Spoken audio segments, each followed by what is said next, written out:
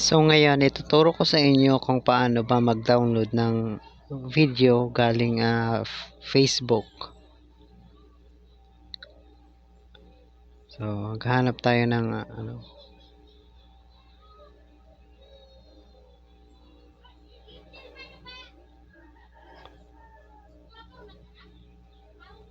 halimbawa ito. Okay, click nyo lang yung share, yung parang arrow. Then, copy link. And next, go to Chrome. Then, search for FB downloader. So,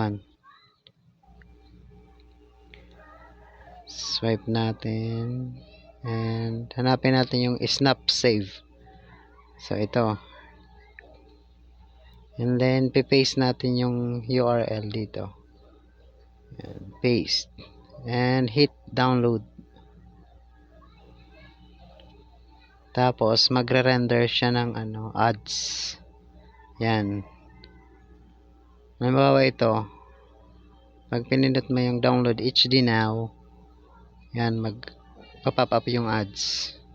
Tsaka close. Then, go to download. Yung pindutin yung tatlong tuldok sa taas. Then, downloads. So, ito na.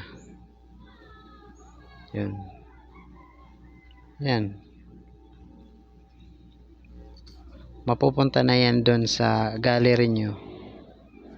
Ganyan lang. Easy lang.